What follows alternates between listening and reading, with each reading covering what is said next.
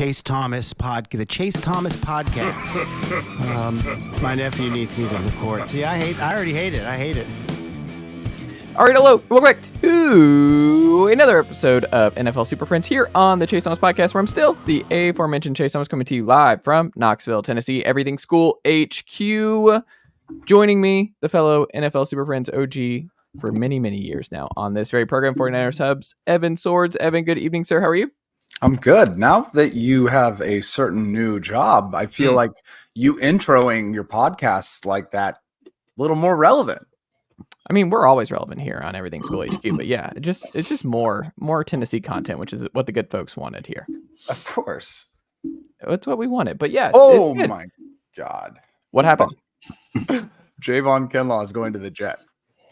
Man, this is still happening. Okay. The Niners have no defensive tackles at all. Well, we're going to get into that. We're going to get into the Niners defensive line here momentarily and what the Niners have been doing this offseason. But it's really what a lot of people are doing, because this has been a crazy, crazy Monday we're taping this late on a Monday for the last really 12 hours here. But to break all that down, it's not just Evan on this very program. We have a full cast here back once again. We got JP Acosta of SBNation.com. JP, good evening, sir. How are you?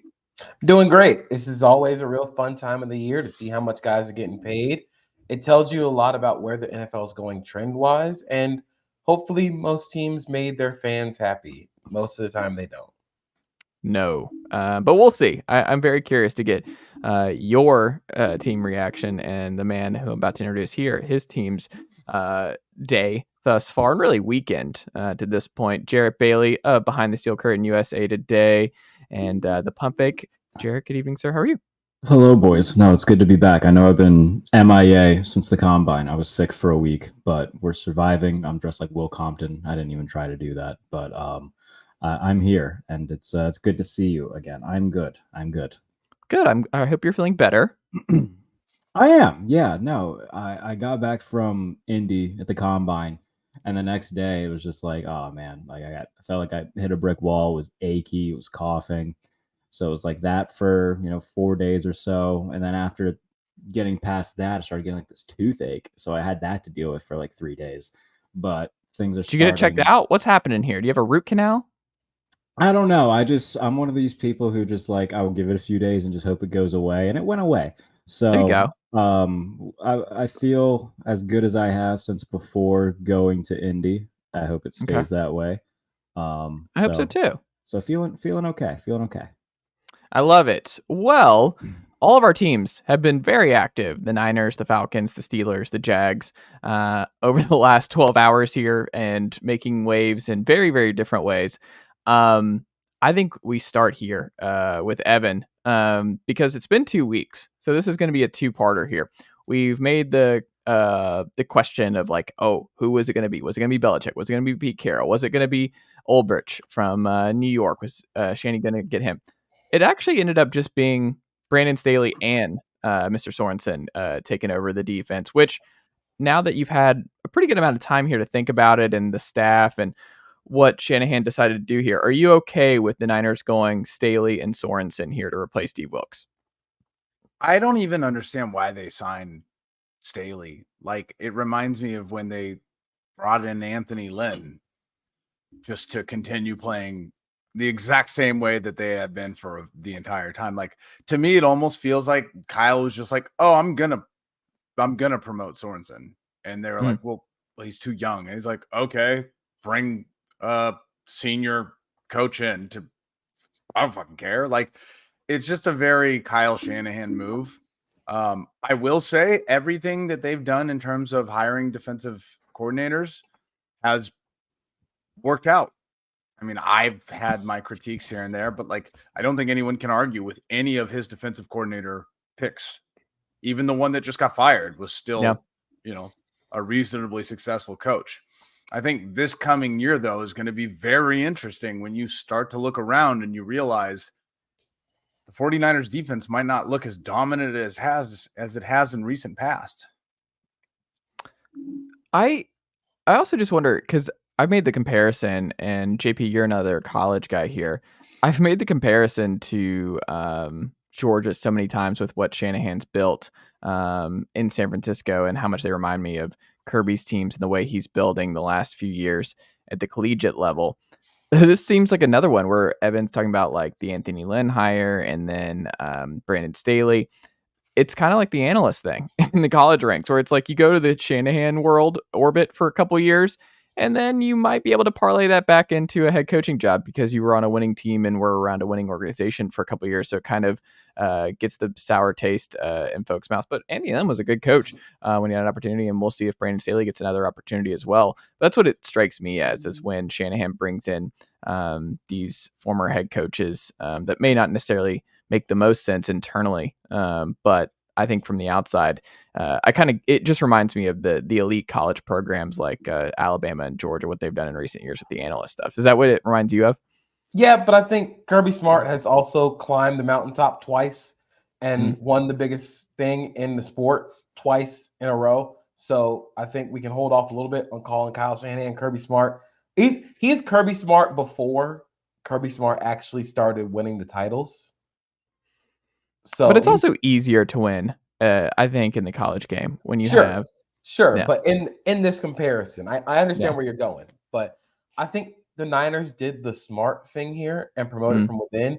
I think Brandon Staley getting kind of the analyst look is very funny because they're not letting him like control the defense or call the defense, but he'll have a say in the game plan. And I think that'll be a very smart thing for Brandon Staley in terms of helping a first-year coordinator with a game plan so Kyle Shanahan can go focus on his toys and his offense and let somebody who he trusts run the defense. I mean, that's the best scenario, right? Like Staley gets to literally just focus on the numbers, right? And game plan. He doesn't have to call the defense. He doesn't have like a lot of the expectation that he's had to deal with in Los Angeles a couple of years. And I don't know. It can never hurt to have too many great, at least strong NFL minds in one room. And it just feels like the Niners and Shanahan's done a really good job of stacking his rooms. And it's also going to help for Sorensen being a first-time defensive play caller at a young age. So it couldn't hurt to have somebody like Brandon Staley in the building to help ease that transition. Jarrett, what do you think about the hire ultimately? I mean, for the 49ers right now, I think I'm more worried about their personnel than I am who's going to be calling the deal. I mean, as Evan just pointed out, I mean, they're running thin on having defensive tackles, which no one really thought would be too big of an issue, I don't think, coming into this offseason. But now, man, like they're just I talked about it after the Super Bowl itself, where I was like, because I think Chase, you would point it out, like, hey, this is a thin NFC, and they're still going to be one of the perennial powerhouses of that conference, and they very well may be, but it's why you need to take advantage when you do get there. And they've been here twice now, and they haven't taken advantage of that. Now there's going to be a lot of turnover. We're seeing guys go elsewhere. We're seeing Arik Armstead become a surprise cut because they couldn't come to terms on reworking a deal and him taking a pay cut. We're seeing now Javon Kinlaw leaving. And it could look a lot different next year as well, depending on who gets extended, who gets re-signed. So it's the NFL, man. It's a continuing revolving door. And, that goes for both player and personnel. In terms of who, what they do with Sorensen and Staley, I don't know, man. Like Staley, I think that he definitely needs like this as like a rehab type situation where he goes to a really good situation in San Francisco and can rehabilitate his image a little bit. And if that leads to, an actual defensive coordinator job down the line, cool. So I think that for him, the fit is good. We'll see how he gels with the rest of the defensive staff and see if they can be as good as they've been in previous years. I like it. JP, or actually one final thing here, because you brought up the Armstead thing. Evan, can you explain what's happening with Arik Armstead, and is this enough for you to hit the panic button on what the defensive line is going to look like in San Francisco next year? I am hitting the panic button on the defensive line. I won't say panic button. We haven't seen the end of the free agency. What I will say is I am worried about it. I think in years past, the 49ers have taken shots at project defensive players. That's worked out really well because they know Chris Kasurek is the best defensive line coach in the NFL. But I've always seen them do it while having a young player like Kinlaw, Arik Armstead, who's an incredible vet and leader, and then Nick Bosa, who's the best defensive and most times in the NFL. Now you're seeing, Arik Armstead leaving makes sense. I love Arik Armstead. I'm an Oregon Duck fan, all the above, but like he's had injuries, especially with his foot, which is really sometimes a scary injury. He was due a lot of money and he was asked to take a bait cut, and, shout out to him, respect Arik. He said no. So, he was due something like $17 million without a designated post-June cut. I don't think it was the right move for them, but like the thing that worries me is that they're putting themselves in a situation where they were just in the Super Bowl. They have a chance right now to try and get better, to go back, but it's like every piece that you take away, you have to go even better on the replacement. And they signed, what's that guy's name? Yetur Gross. Yetur Gross-Matos. Yeah, they signed him today, who played fairly well last year, opposite Brian Burns. These are like, similar picks, right? Where they're hoping they kind of like get these guys on a decent deal and then they overperform. I don't know. Can Jarrett, like, does that equation still work when you don't have Arik Armstead there holding down the middle of the line? So I think the Arik Armstead thing is a result of poor roster construction along the defensive front for the 49ers. Even when D'Amico Ryans was the coordinator, they had a bunch of 3-technique defensive tackles. They were built on getting penetration up the field. They didn't have a true nose tackle. They didn't have a true 1-technique. They had DJ Jones. They had DJ Jones. And then DJ Jones left, and they never replaced that DJ Jones presence. Now DJ Jones might end up being a cap casualty. They could go get back DJ Jones if they wanted to. He'd be really good for that defense, especially what they need. They need a true run-stopping defensive tackle. They need a nose tech. They need T'Vondre Sweat from Texas. They need just somebody about to point who him out, man. is going to stop the run. That's what they need. That's the kind of body type, the kind of player they need up front. It felt kind of weird when they signed Javon Hargrave, because it felt like they were going to go all in on pass rush. It felt like we're going to try and get after the quarterback. We'll worry about the run later, because you would be up in every game and you can't run the ball for real when you're down. But now you kind of really need a nose tech. You need a nose tackle, So I'm thinking right now, Tyir Tart would be interesting for them. I think of a guy like Raekwon Davis from Miami, who'd be an interesting nose tackle for them. Derek Nottie from Kansas City. But they need somebody who actually is a better complement to Javon Hargrave, who can be sort of that run-stopping defensive tackle. But this screams to me like, it was a little bit of poor roster construction up front.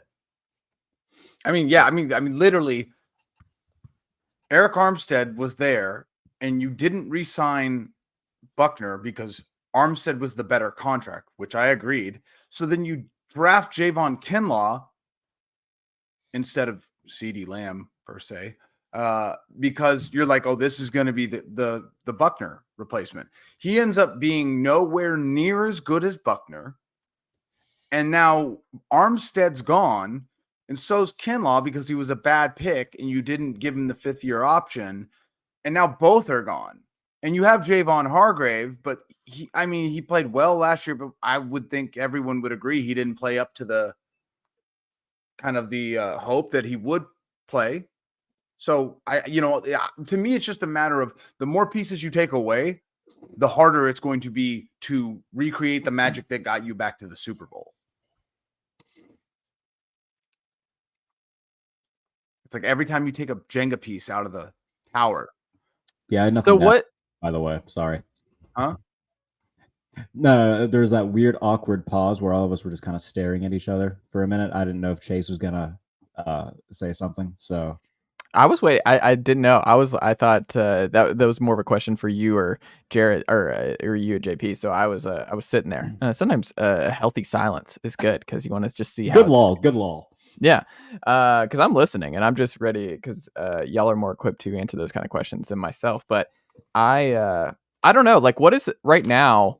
What is this Niners like? If the season started today, what would be the Niners even front four? What is it right now? Leonard Floyd, Yeah, they did Javon sign Leonard Hargrave, Floyd. Bosa, So, and is Kevin Givens still rostered? I think so. He'd probably be the starting nose tackle.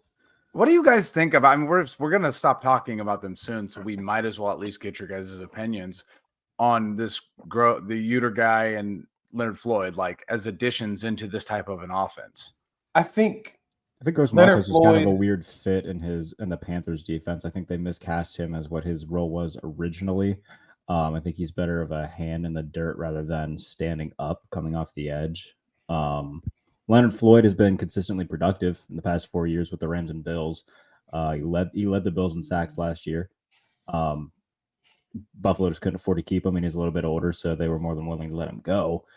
But I think that with working across from Nick Bosa, that'll be good. I'd be interested to see if they would maybe kick the tires on a DJ Reader, maybe for a year, depending on what that money would look like.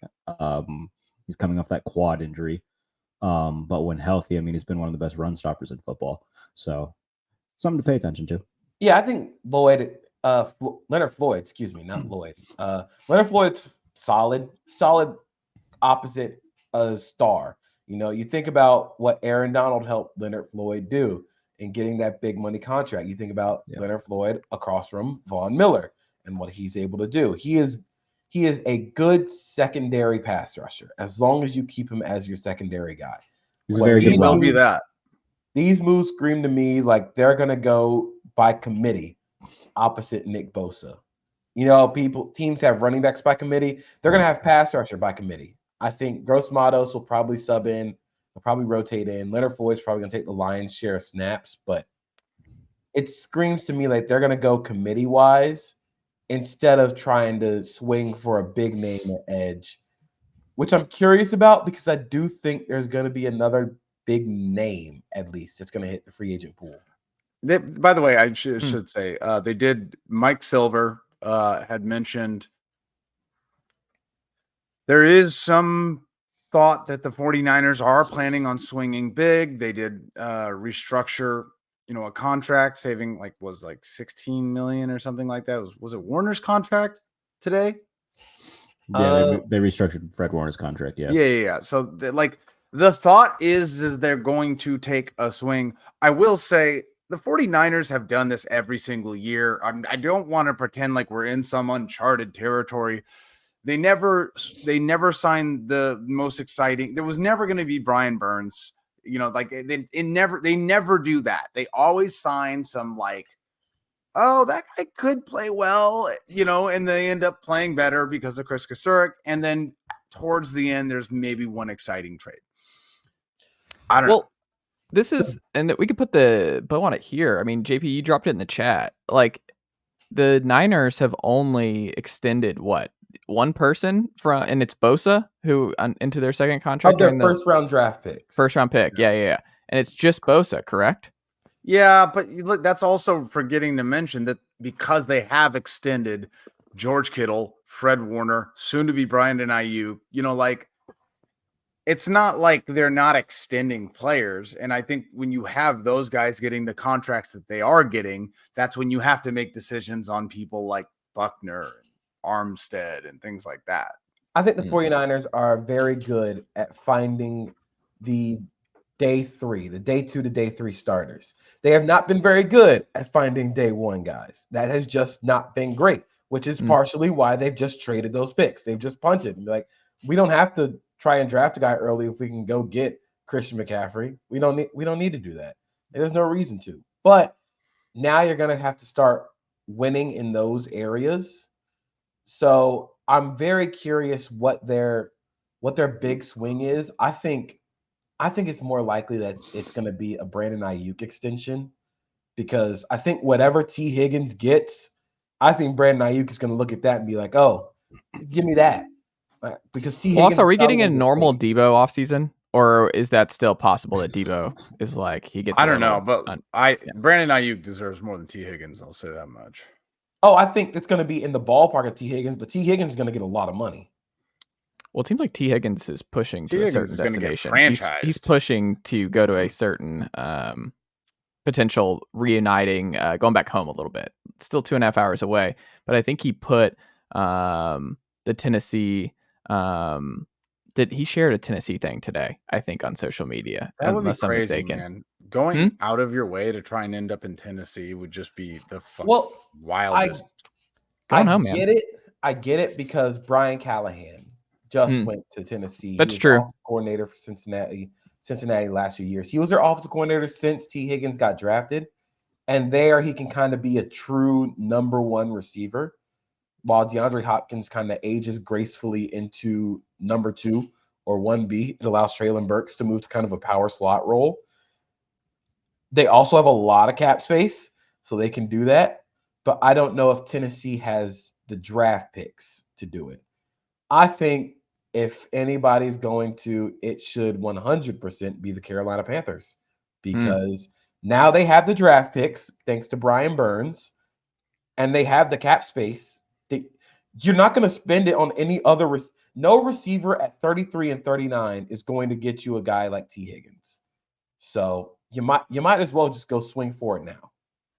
He did post on his Instagram. He had a screen cap. I think this is his high school tournament when he was playing basketball at Oak Ridge, but has Tennessee in the court. So clearly it might be a message there in terms of where he might like to end up getting traded. But speaking of trades here, JP, your team made a trade, which feels like forever ago now. Mac Jones for a 6th-round pick to back up Trevor Lawrence. First of all, what do you think the thinking was there if you're Trent Baalke in Jacksonville? And what of the early moves with Gabe Davis now entering the fold in Jacksonville as well? Almost got Will Lutz, but he was like, I'm going to stay in Denver for whatever reason after jumping out the last minute. So Jacksonville still needs a kicker there. But in terms of what their early free agent moves have been, what does that say to you about their offseason strategy? And what's up with the Mac Jones thing? Okay. Mac Jones is bad. That's it for everybody being like, oh, he's going to challenge for a starting job. No, the hell he isn't. He is there to be a backup. Wait, is that a thought? There's people out there that has been a thought, unfortunately. He's there to be a backup. My question is, why would you trade a 6th-round pick for a backup when there are plenty of other quality backups that are going to be available?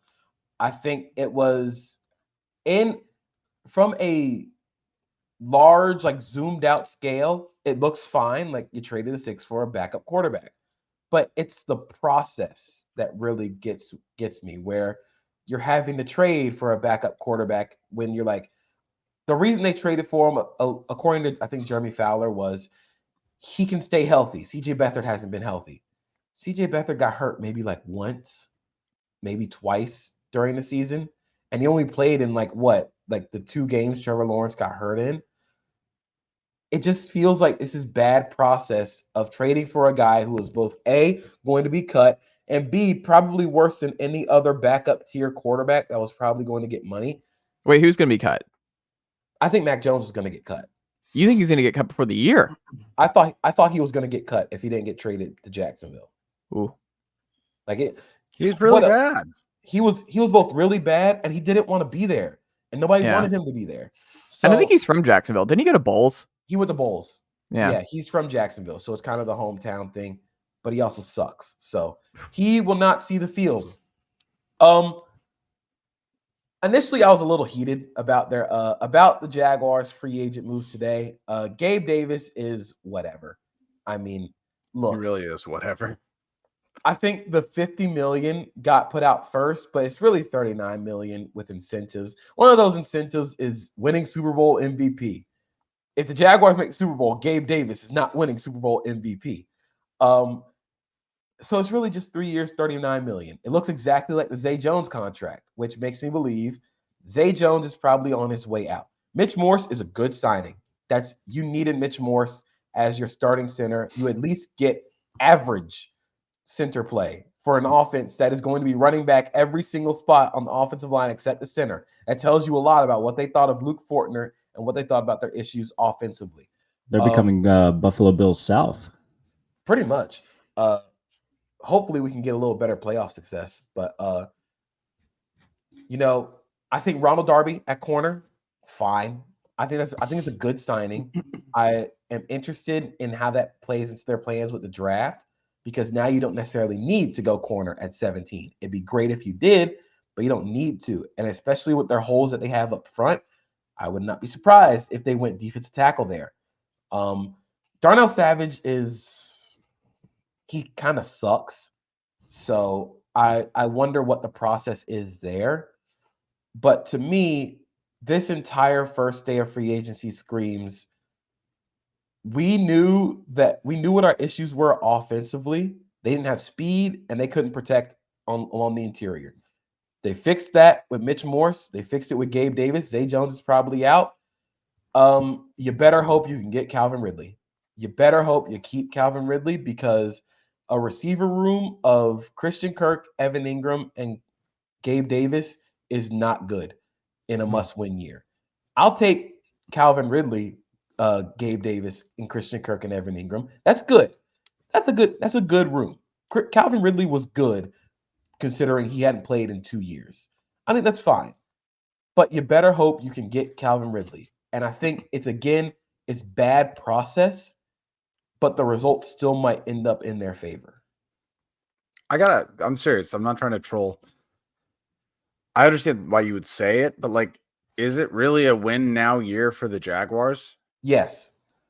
I mean, do you think they have a true Super Bowl roster? I don't think it's about Super Bowl. I think it's about playoffs. You have to get back to the playoffs. You no longer have the benefit of the AFC South is bad and you're on Trevor Lawrence's rookie deal. You no longer have that. And this year is going to go really far in terms of the perception of the team, and Trent Baalke needs Thank you. to I was wondering. this That's year. okay. I'm sorry. I don't mean to interrupt, but that's I couldn't believe we went this long talking about the Jaguars roster construction without mentioning the terrorist that is Trent Baalke. By the way, remember the beginning when Trent Baalke got hired and I just sat here going, you poor, poor soul. I'm still shocked he outlasted Urban Meyer, even though he was partially the reason that roster. What he does. It's what he does. It's literally what he does. He is a cockroach. He's a survivor. He needs this team to win this year. They have to win a lot of football games. And you don't do that with a receiver room of Christian Kirk, Gabe Davis, and Evan Ingram. Even a receiver room of, if you add Zay Jones to that, I don't think you're winning a lot of games. I think don't forget Devin Duvernay as well. I believe they added him as well. He's going to fill the Jamal Agnew role. He's going to be the gadget player, kick returner. Probably an upgrade over Jamal Agnew considering the youth and injury history. Yeah. That's again fine signing. Will Lutz is bad, so I'm happy he kind of just took his shit and left. Who was the guy? Who did y'all have forever? Scobie? When? I'm talking about the long best time ago. But I'm saying he was your best all time, right? Wasn't it Scobie? Wouldn't it be Scobie? It's probably Scobie, yeah. He was a Steeler for 10 minutes. Was he really? Josh Scobie. Near the end of his career. Yeah.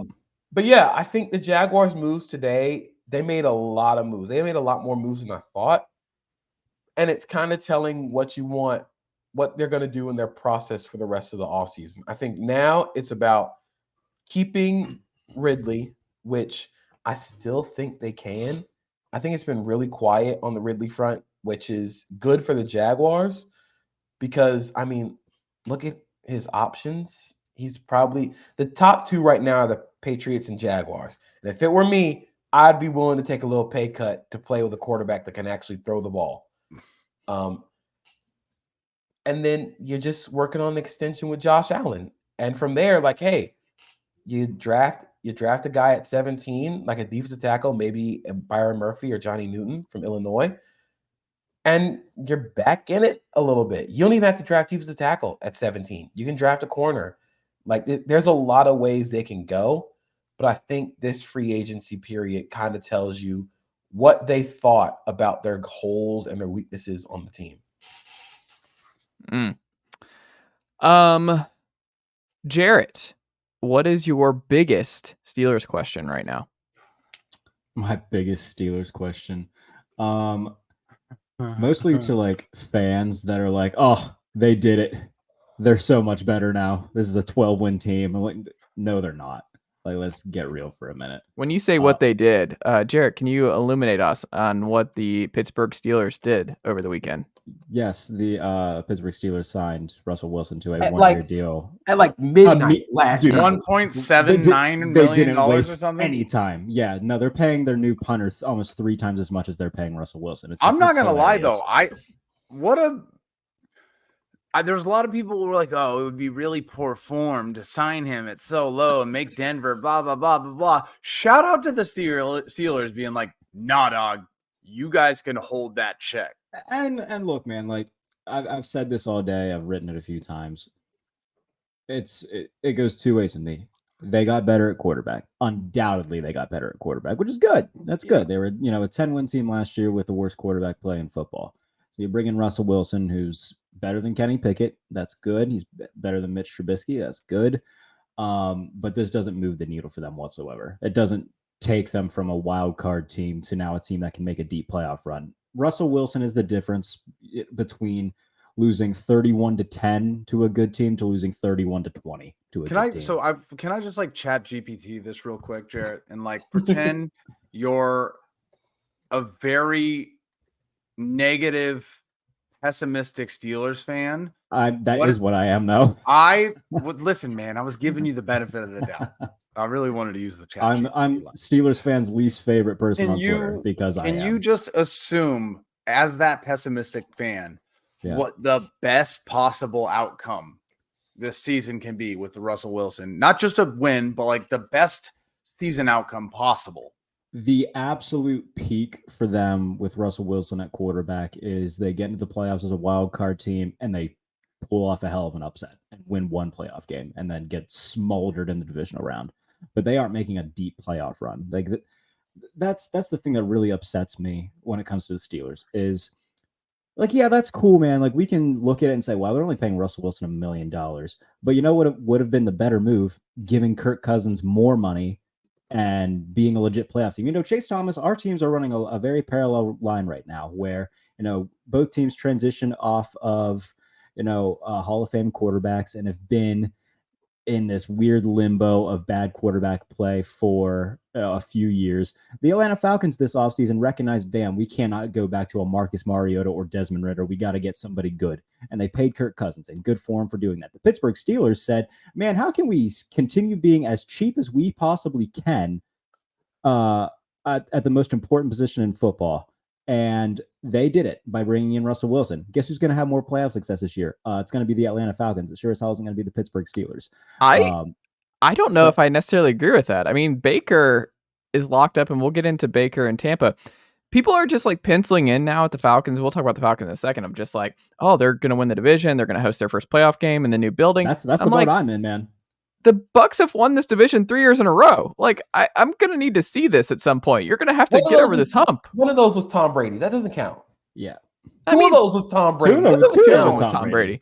I mean, that's fine, but it wasn't a good Tom Brady that last year. It wasn't like the Bucs were over here lighting the world on fire. I don't know. I just think the NFL in passing yards that year. Well, I mean, the Arthur Smith crossover here too, and that's like my biggest question. Like Mina Kimes made the point when her immediate reaction on Twitter, and I want to get your perspective on this, Jarrett. Is like Arthur Smith, and someone who's watched years now of Arthur Smith's offense, his quarterback needs to be able to sit in the pocket and do stuff over the middle of the field. Right. And that's not Russell Wilson at all. So it just, from that perspective, do you think this is actually a sneaky recipe for disaster based on what Arthur Smith is going to want from Russell Wilson? Yeah, I mean, I'm trying to be as cautiously optimistic about it as I can, but Nate Tice was like running through all the Falcons quarterbacks since Arthur Smith took over and going through like their percentage of throwing across the middle of the field. And it was, like 15% for Mariota, a little bit less than 12% for Ridder. Last year for us, it was like 5.8%, which is the lowest amount in the NFL. And if you look at his passing charts, I mean, it certainly backs it up. For him, it's it's either a touchdown or a check down, where he's either going bombs away or it's 4-yard dump offs, it's screen passes, it's the safest stuff possible outside the numbers. So I'm definitely worried. Like I said, this doesn't do anything for the Steelers in terms of making them a Super Bowl contender. At the very best, it's the difference between being 9-8 and 10-7, and not getting as humiliated by an actual team with an actual quarterback who actually take the position seriously in the AFC, unlike the Pittsburgh Steelers. So I think that their ceiling is sneaking into the playoffs, getting smacked by the Texans or somebody in the wild card round. And then we're going to be having the exact same conversation next year because Russell Wilson's only on a 1-year deal. So God only knows what they're going to do next year. They're going to find somebody else incredibly cheap in free agency and hope that they can muster together 9 wins, and then they'll pat themselves on the ass for a job well done because they're not a serious franchise. So that's where my head's at right now in terms of being a Steelers fan. It's grim times. So I actually think the best and also last chance for Russell Wilson to be anything in the modern NFL, I think Arthur Smith presents his best opportunity. And the reason I say that is just when looked it up on Sports Info Solutions. The Atlanta Falcons last year had 184 total attempts, or 270 total attempts over the middle of the field. That's 22nd in the NFL. It's not like they were absolutely like every pass was over the middle of the field. The 49ers were like 3 attempts behind them. So it's not like they were absolutely destroying teams over the middle of the field. But at its base structure, what Arthur Smith wants to do is get into heavier personnel, run the ball, and then attack vertically off of those play action passes. That's what Russell Wilson has to be in order to be a thing in 2024 as an NFL quarterback, because like you said, he's not a quick game quarterback. He's not a throw over the middle quarterback. That's fine at this point. You can win something with that. He's not a quarterback who's going to win with his legs at this point, so he can't really create under pressure. But what he can do is if you give him a deep pocket off of heavy play action, he's shown that he can still hit the downfield throws. That was something watching Russell Wilson this year. He could still hit those throws. He could still hit those downfield passes.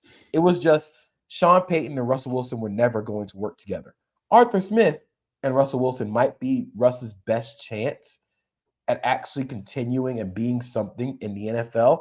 So I guess I'm kind of curious to see how it all pans out.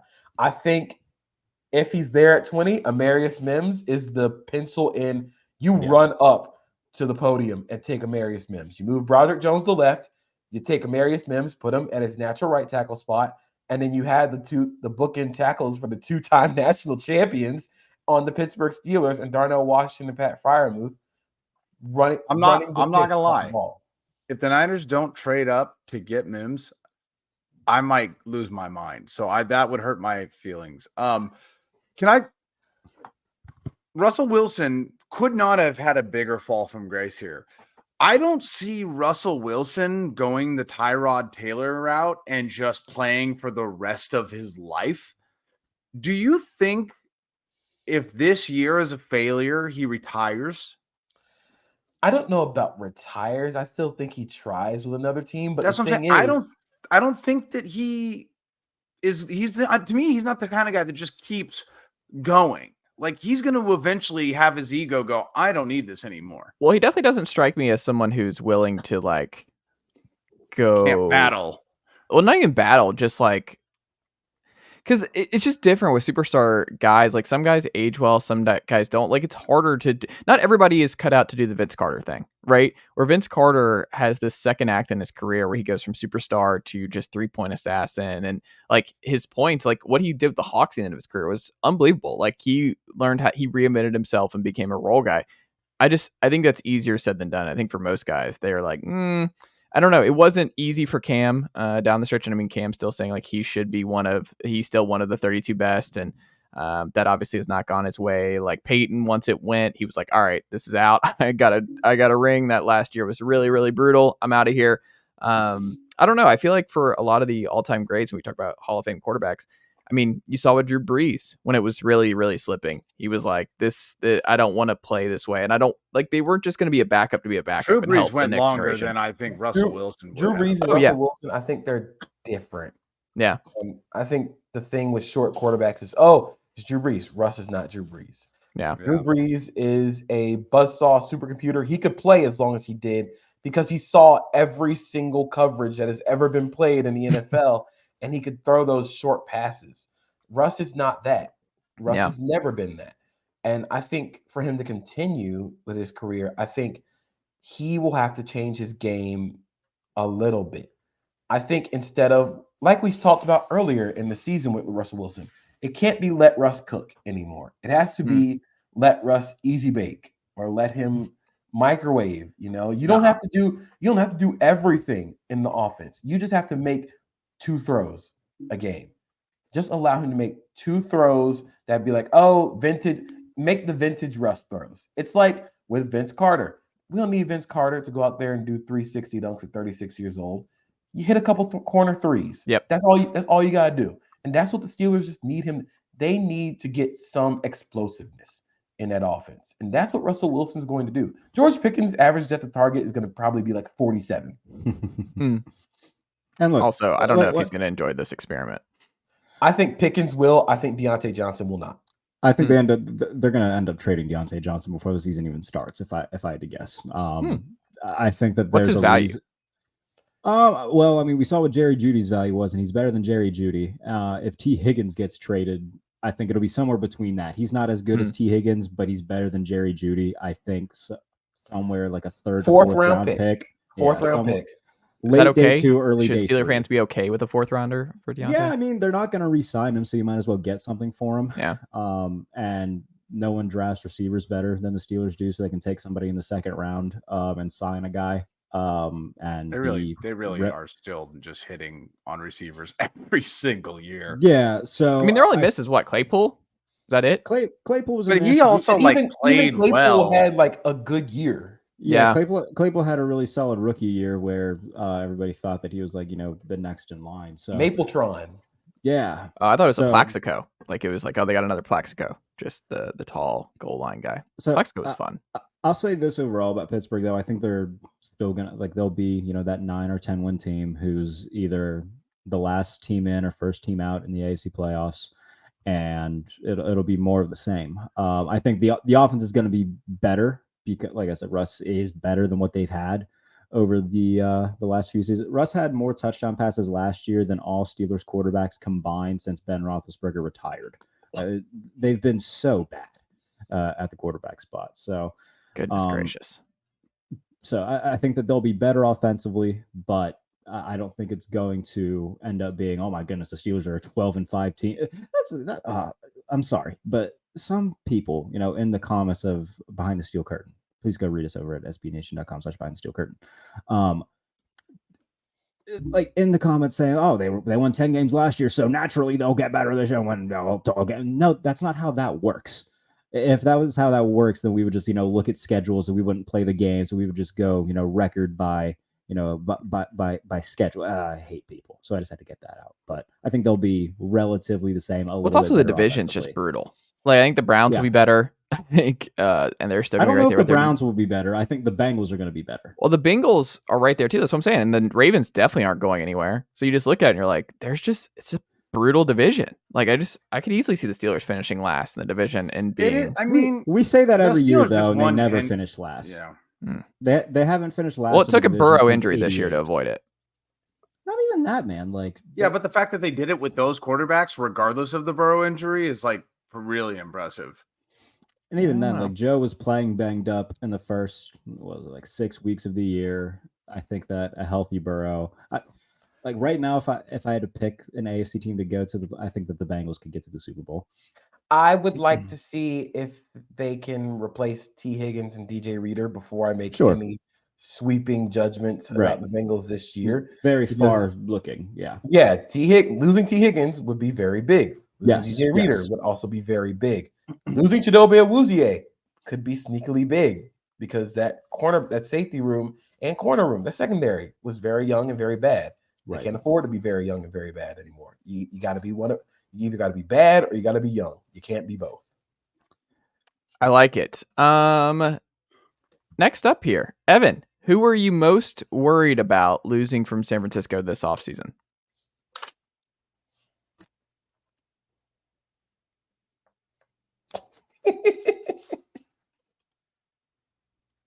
I don't know that I'm really worried about losing any one person. My What worry about is not Ayuk? Like, what if Ayuk's out? he's not leaving.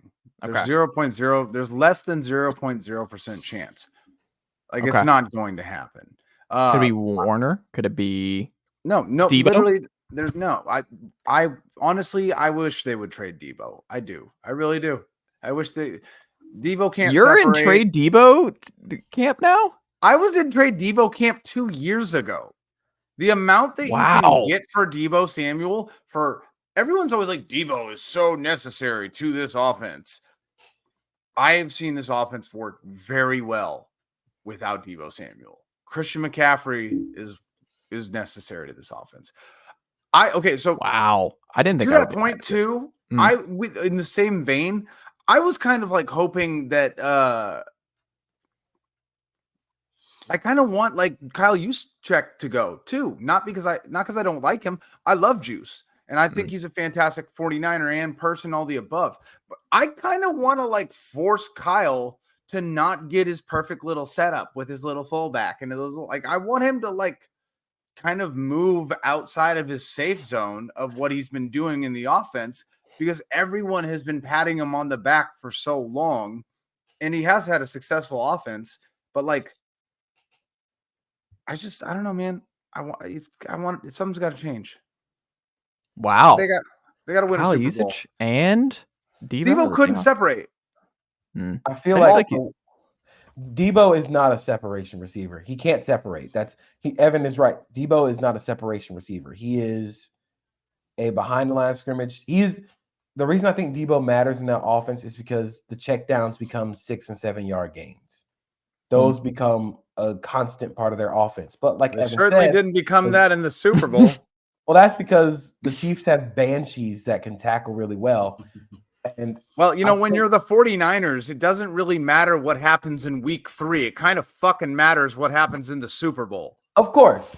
And what I was getting to was like what Evan was saying. I'm taking my anger out on you. You don't deserve that. It's not your fault. No, you're good. You're good. Having Christian McCaffrey kind of makes Deebo Samuel and Christian McCaffrey a little redundant because they both do the same thing. And Christian McCaffrey is better at what Deebo does. But isn't it kind of like insurance for both of them? Is like you just don't know which one you're going to have healthy at the end of the year, that you kind of need both because you're not going to have them both at full strength.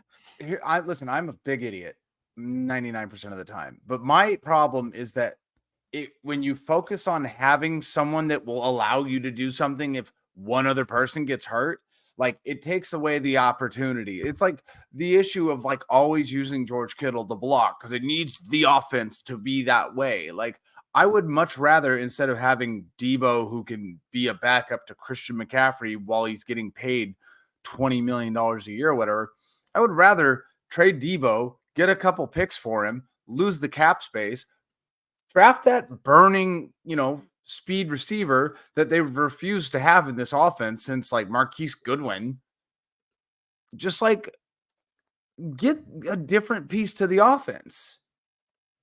But who is it? Is there someone out there that would like drastically shake things up if you move on from Deebo that they could? I don't think or would it be a draft situation? I don't know. Yeah, he just broke the 40-yard dash record. Who? Xavier Worthy. Oh, was that Xavier? He's a good player.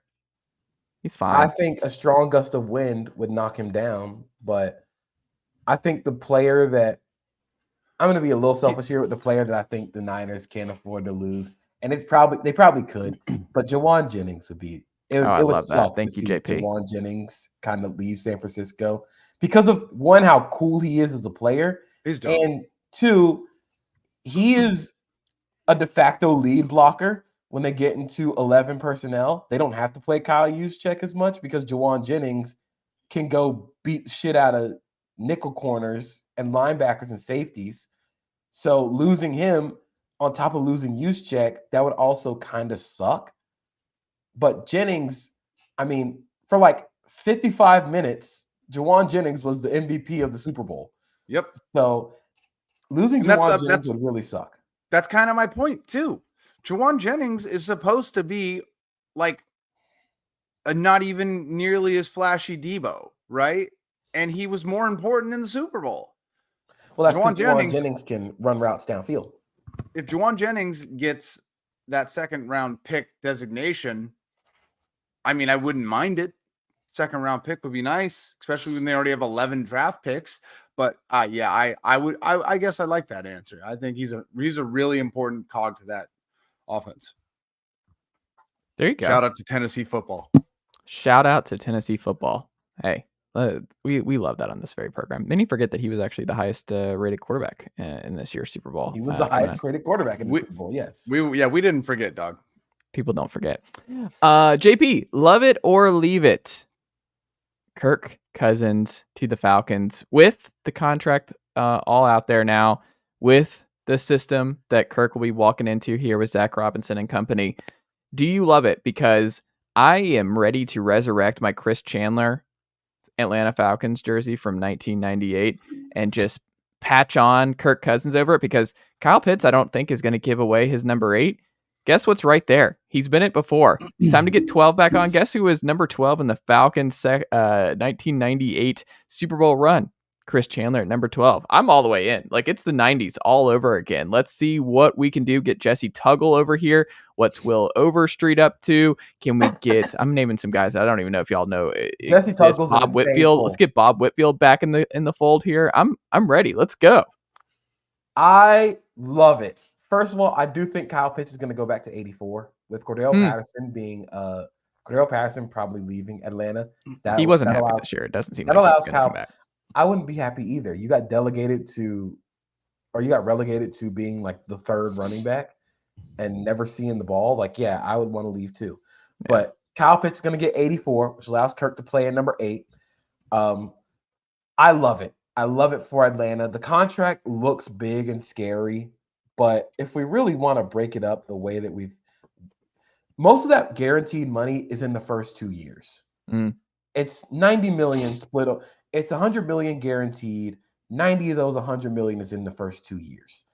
If you guys love Kirk Cousins in those first 2 years, you can tack on some more guaranteed money later. If you don't, then you can let him walk after those 2 years.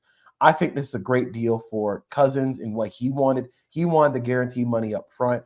I think Atlanta, this makes a lot of sense for what they want to do offensively. I think they still need a downfield element of the offense, some speed. I think now that they have their quarterback, that opens them up at 8 to maybe trade back, maybe take a defender. Maybe Malik Neighbors would be really cool in this offense.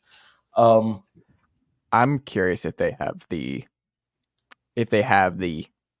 gumption to take another skill position guy in the top 10, even after signing Kirk Cousins. Like, if this front office does it 3 straight years, more power to them, but it will be fascinating. I guess actually 4 straight years. I would laugh a little bit, but I think it makes a lot of sense for what they need in their receiver room. I still think logically they go best defender. I think Dallas Turner will make a lot of sense there, but I would like Dallas Turner. This makes so much sense for Atlanta. This is a great move. I think Kirk Cousins catches a lot of flack, but he's a really damn good quarterback. He's really good. He has grown into a complete passer under Kevin O'Connell in that McVay-style offense, and he's tough as hell, man. He's going to sit behind the pocket, and he's going to make those throws over the middle. Incredibly good person. I think this makes a lot of sense for Atlanta. He also is a Hall of Fame bag getter. Legendary bag getter. Hall of Fame. First ballot. Put the gold jacket on now. $330 million guaranteed with 1 playoff win. That man is a legend. He might get more here. Oh, he's definitely going to get more. But I said should have been Pittsburgh. I wish that they would have done this. No, he literally might think upset. about this. He might not make the playoffs. Maybe he does, but he might not win a single playoff game with Atlanta. Well, I think Atlanta's the favorite. Oh, I'm sorry, Chase. I forgot you're building that powerhouse over there. I mean, Atlanta on paper is very good right now. It's very fair to question if the Atlanta Falcons will make the Super Bowl because they're the Atlanta Falcons and sure. nothing normal happens to them. But this should be the year they win the division. This should be it. They have the best quarterback in the division. I think Tampa's going to take a step back, not because they kept Mike Evans and kept Baker Mayfield. I do think eventually that clock is going to run out with Baker Mayfield because eventually he will revert back to a pumpkin. And also defensively, they don't have a lot of dudes. Right. Devin White and Levante Davis. Devin White, Levante David are both free agents. I think David might come back on a 1-year deal. Devin White's gone. Levante David, 49ers legend. Oh, I mean, perhaps. Carlton Davis is gone, but I think Zion McCollum filled in there. I think that was going to be the natural progression for McCollum. Shaq Barrett also gone. They need to fill out the pass rush. Offensive line played really well. Still need to add to that department. And again, this is the best quarterback in the division. In division with Derek Carr, Bryce Young, and Baker Mayfield. If the Falcons don't win the division, they are just cursed. It's never going to happen. It's not going to, because this is the shot. This is Arthur Blank going, look, we're going to win now or next year, because we're pushing all the chips in for the next 2 years. I wish that Arthur Blank was a Steelers owner. I'm sorry, Chase. I'm so envious that your favorite football franchise cares about the most important position in football and went and got a guy who's good. And also for Kirk, it's going to be a pretty seamless transition offensively too, because he goes from a McVay style offense to a McVay style offense. So it's going to be as seamless a transition as you can get in football. I really like what I see from Atlanta. I think the Raheem Morris hire was very good. Their defense was really good last year. Their skill position players are really good. And if they add one more vertical threat to complement Drake London, Kyle Pitts, and Bijan, this is going to be a very fun team to watch next year. So very much looking forward to seeing what this team can do. And the NFC's open, man. Very open. Very open. I don't think the NFC is open, but I think the NFC South is very open. So if you don't think the NFC is, I think the NFC is very open. I don't think it's open because until a team can go into Levi's and beat the 49ers. But I mean, just think about it though. It's like you just have, it's the Niners, but outside of that, I mean, who else are you just 100% certain is going to be a 12, 13 plus win team this year? I think it's going to be the Lions going to win a lot of games. I think that's a big guess on. I mean, Jared Goff and company. Do you really? Are we betting on another of that? I mean, another season like that? I don't know. Yes, I commend them for going for seeing that it was pretty open and just continuing to go balls to the wall right now. Okay, we're going to trade for Carlton Davis. We're going to make some moves to keep getting better. We're still going to keep riding this thing. I think that the Lions will still be good. I think the Packers win. I don't think they're going to win the division. I was going to say, I think the Packers are winning the division. I think Green Bay. I think the Lions missed their moment. Last year was it. I don't know. I still think Detroit has the better defense. I think Jordan Love is a better quarterback, of course, but I think the Lions being able to keep Ben Johnson and keep the infrastructure of that team. Losing Jonah Jackson sucks, but Jonah Jackson has been injured a lot. So I would like to see what they do in that left guard spot. Also, I think the Rams are going to be really good next year. Rams are fun. I'm terrified. Rams are going to be really good. Really scared. Did you see their freaking signings? Yeah. They have 3 offensive linemen that could literally just Atlas move over. We will hold up. Their offensive shift from being outside zone finesse team to punch you in the mouth. Down your throat. Is perfect. I think it fits Matthew Stafford. They get another difference maker on defense, and you're really cooking. I still think either one of Philly and Dallas is going to be very good. I know we're going to do the thing about Dallas in the playoffs, yada yada yada, and they haven't done a lot of stuff this offseason, despite Jerry Jones saying this team is all in for next year. All-in moves aren't losing out on Zach Moss because you didn't want to pay him $4 million a year. That's not an all-in mantra, But I think Dallas is still going to be good. I think Philly is still going to be very good. This isn't a wide-open NFC, but with Kirk Cousins, I think this NFC is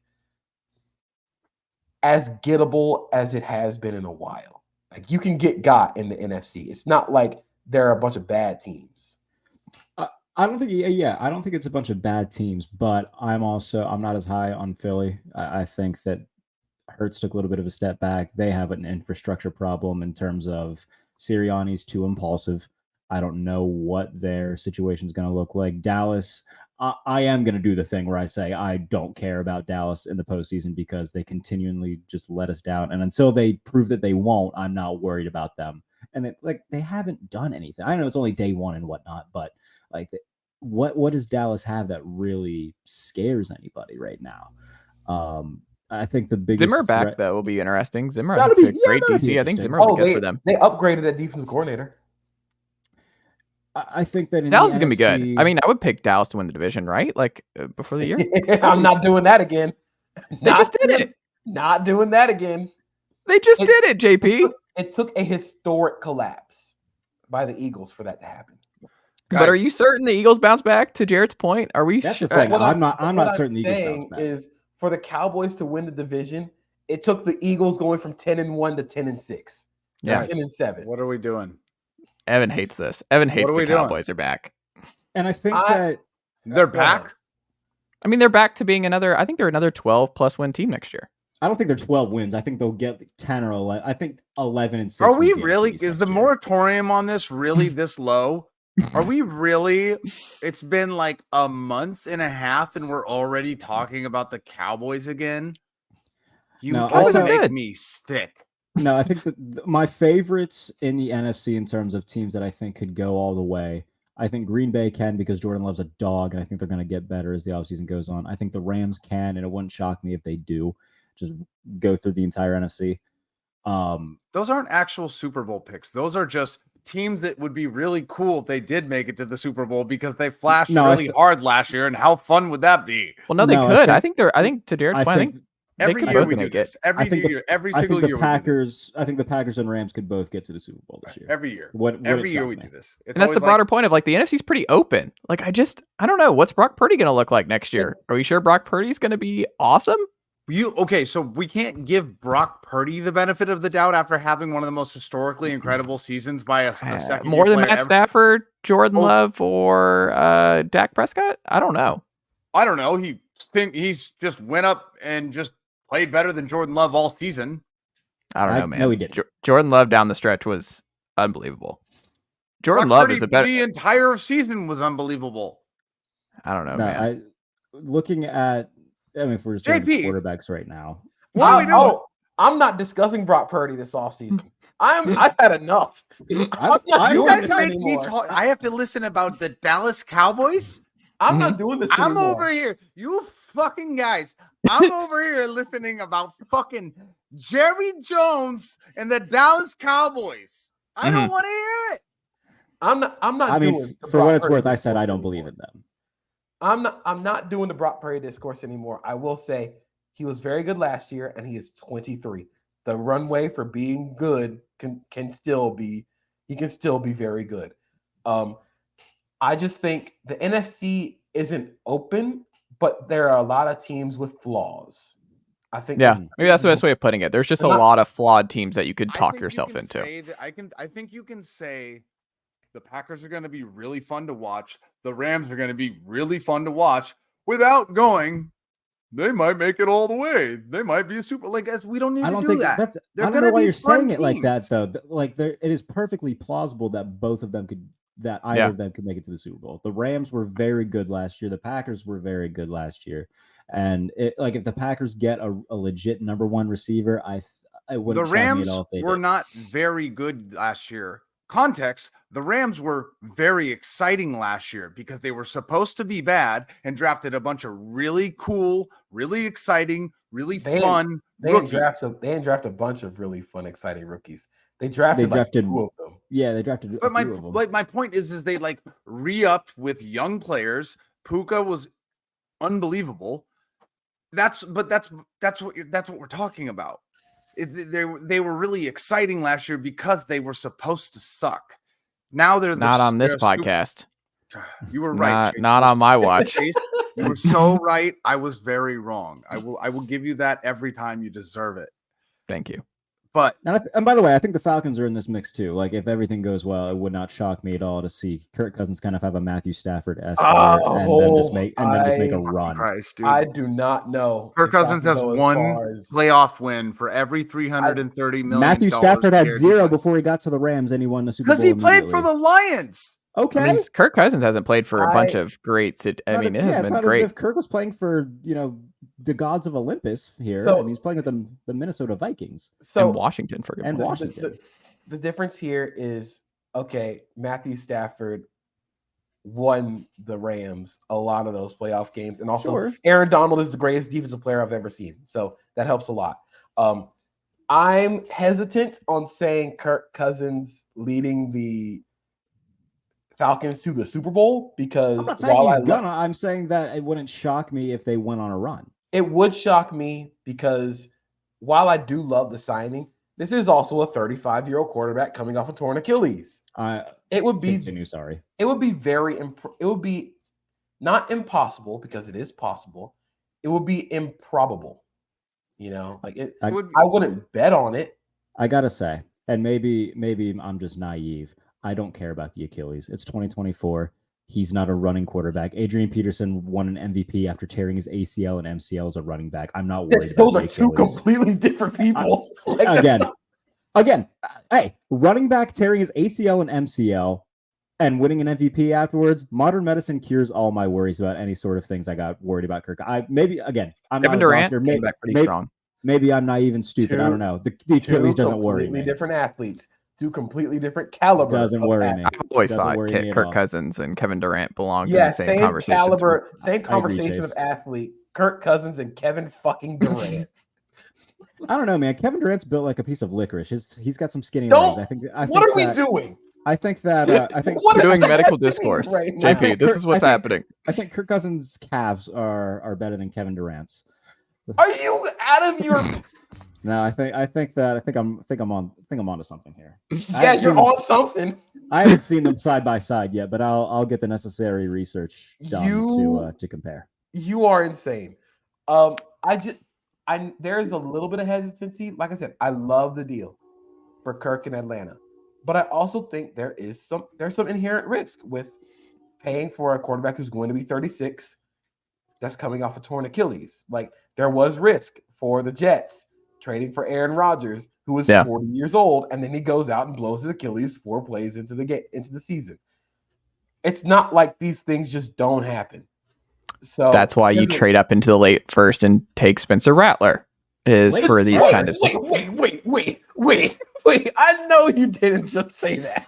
I think that's what's going to happen for the Falcons. I'd be mid-third. I beg your say that again. Please say that again. I think Spencer Rattler is going to be a Falcon. No.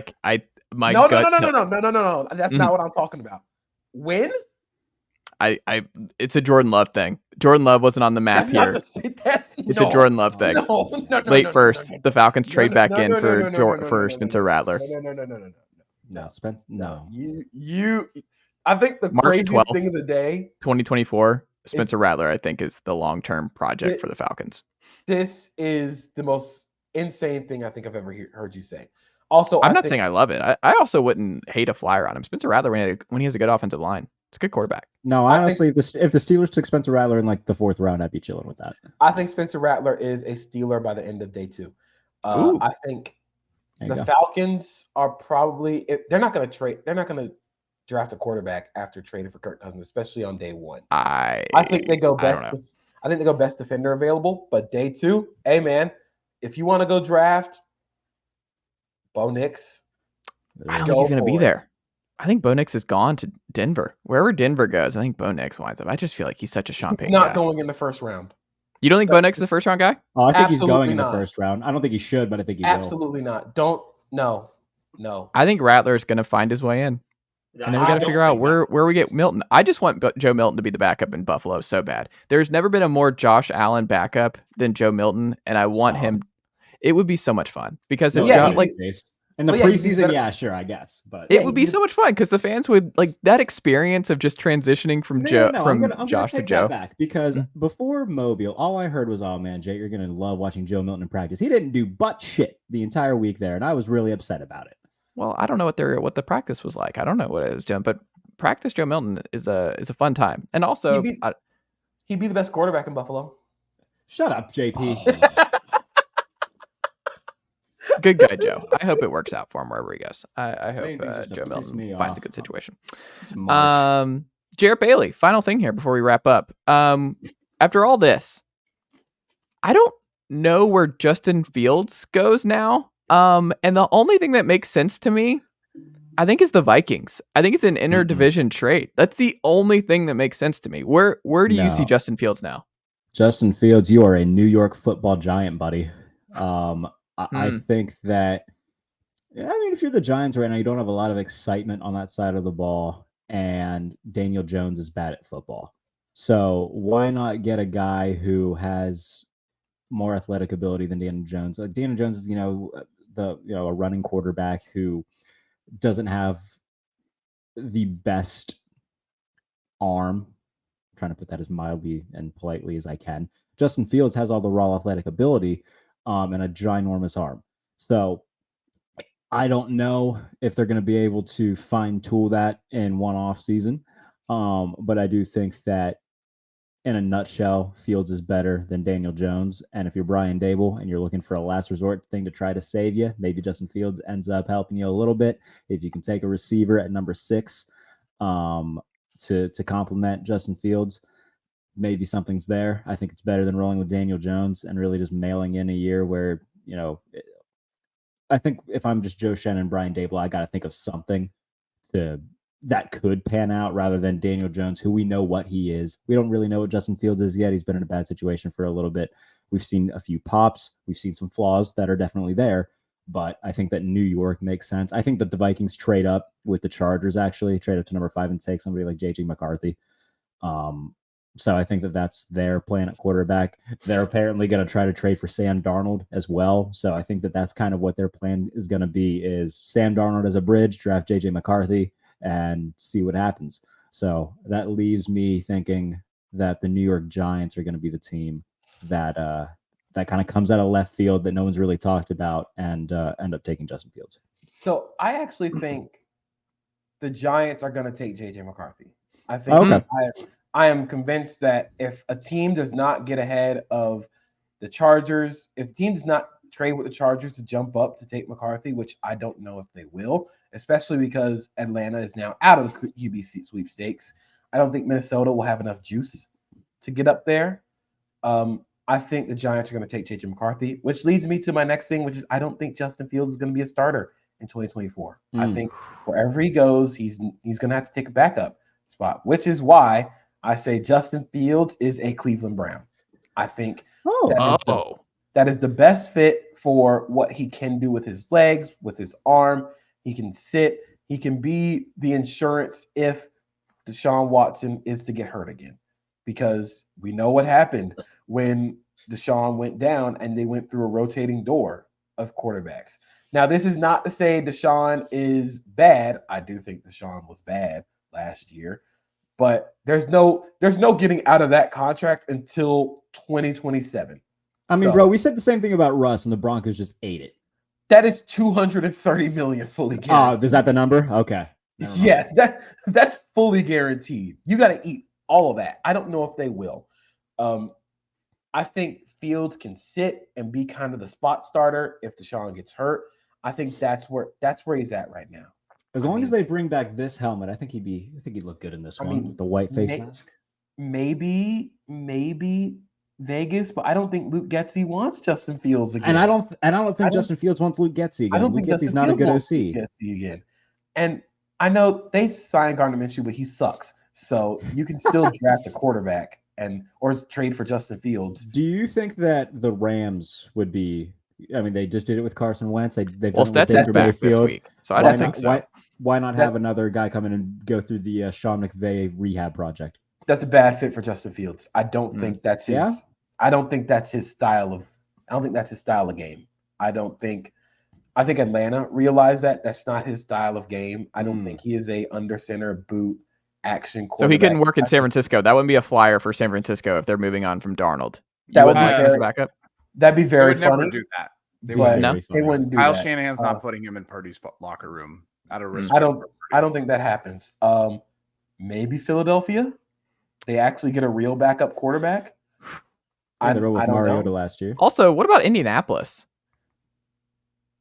I don't think they do that to Anthony Richardson. I think Yeah, they I don't need- think so I think either. they. But I mean, are you sure about Anthony Richardson? It's not like there's like any. Chase, Why do you Seattle- hate- Why why do you do do you hate- this? Why do you hate Anthony Richardson so much? Anthony Why do you Richardson- do want this? to know. Seattle makes so much more sense than Indianapolis. Why are you like this? Anthony's. I mean, he's just not going to be good, guys. Like he's not going to be a good NFL quarterback. Like it's not going to happen. He's going to be very good. Why do we have to sit here and listen to you talk nice words about Desmond Ridder, but we have to hold on. listen to you slander Anthony Richardson? I don't. I'm not an Anthony Richardson guy. That's That's fine, but then you should be less of a guy for bad quarterbacks that you are on your team.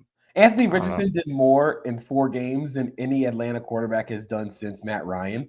So, I mean, it's not a high bar to clear, but still, gonna like, say. It's not. he was good before he got hurt. I don't get it, but I think Seattle would make sense a little bit, but I don't know. Maybe I don't think they do it again because they just gave Baker the contract, but Tampa because Kyle Trask is an NPC. I think the funniest outcome for me personally would be if the Steelers got him for like a 6th. That would The make me cupboard laugh very is- hard. The cupboard is really bare at Yeah. this point for Justin Fields because every quarterback needy team has decided they will go to the draft or they will get a free agent quarterback. And I also think the Bears kind of overshot their market. I think they Very thought much. that Justin Fields was going to get them a lot more picks because teams will bank on the potential. And everybody's just like, no, we'll just What if draft they a just keep quarterback." him and they trade the pick? What if they just keep Fields after all this and trade the number 1 pick? Then they should That'd be- fire everybody. That would be incredibly stupid. Yeah, that'd be It's terrible. in play though. It's in I mean, play, I but will- it's in play, but it's a dumbass play. I want to know what's gonna. Do you know what's gonna happen? What? Like a just another version of Trey Lance and Jimmy, like or Brock Purdy, like just, and it would be even dumber because it'd be Except, the except number the 1 Bears pick. don't win anything. That's whatever the inverse of the Just Trey listen, Lance the situation Bears is. just got announced that they're going to get a brand new dope stadium right next to the river downtown. Just get rid of Fields, bring in. Also, you're never going to get this chance to have the choice of the top quarterback again. Right. That's not going to happen. Well, I mean, they might. They're bad. I don't think that's going to I happen. mean, you're not going to have this kind of luck back-to-back years. You're not, every Sure. you're year. not going to have the luck of the Panthers being the worst team in the NFL and giving you that number 1 overall pick. Right. Mm. Because even last year, the Bears finished 9th. They were out of the QB race, even if they didn't have the Panthers' first round pick. They're not going to get this chance again. You have to take the chance to reset the mark, reset the QB timeline when you can. I think Fields needs to get out of Chicago. I think the environment for him is just not great in terms of the expectations, the pressure. You just need a fresh start. You can go Where to that Baltimore, fresh back start up is gonna Lamar. be, that could make sense. I could see it. But I think Cleveland is probably what I'm going to say now. I saw New England possibly, but I think New England's going to draft a guy. And they just signed Jacoby, so I don't think that he. I mean, he'll go Jacoby's a there. bridge. He's a bridge.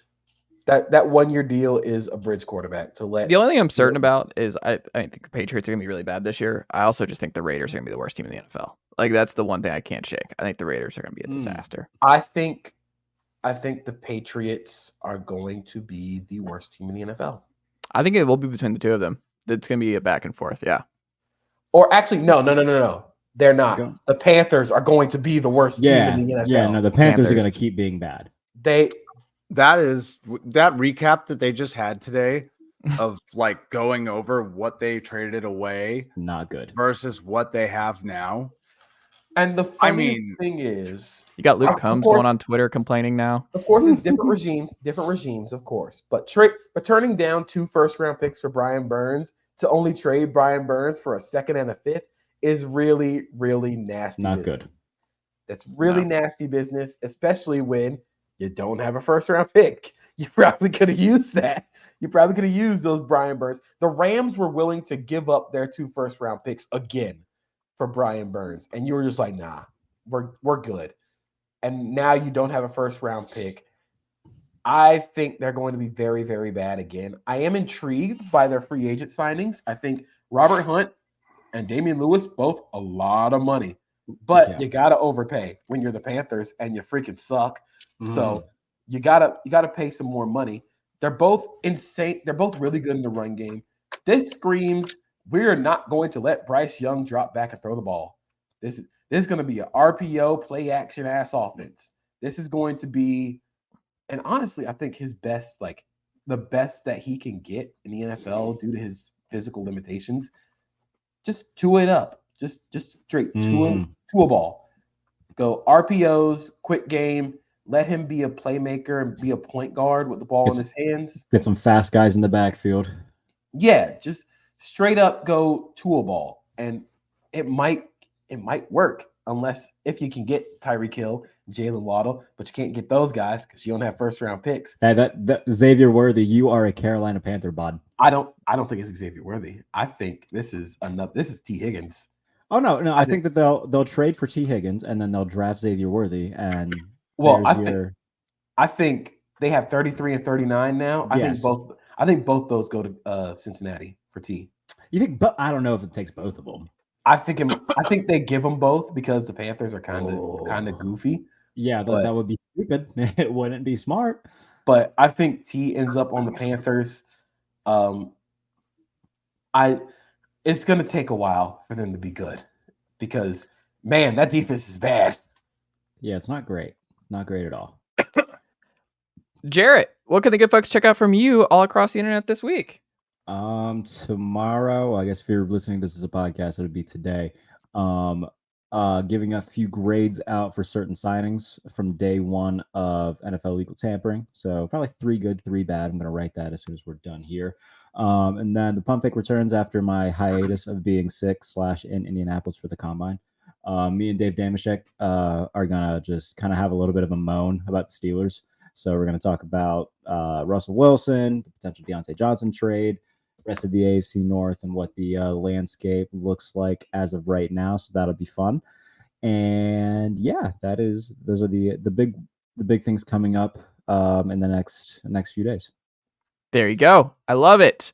JP, what about you over at SBNation.com? So over at SB Nation, we have a free agent tracker tracking every single free agent signing that's happening in the NFL. We're also doing grades for the big signings. Come in, see what I'm giving grades out for, see if I hate your team or not. More than likely, you're going to think I hate your team. So that's going to be fun. Still doing NFL draft work. Might do a post-free agency mock draft if people are feeling kind of froggy about that. But going to still be watching film. Still going to be rounding out my big board. But follow along, see where I'm going. Absolutely. And Evan, what do we always say to the good folks here on the Chase Thomas podcast? What do you recommend? Do not listen to Chase Thomas's football opinions. Oh, sorry. No. Rate the podcast 5 stars because this is his full-time job. And he's got a family. I do have a family. He's got a dog to feed. Man, I do. Khaleesi, she got groomed today. She looks great. This is good. Yeah. For just 1 5-star review, you can help feed that family. Absolutely. There you go. JP Acosta, Jarrett Bailey, Evan Sowards, thank you as always. And I'll talk to y'all next week.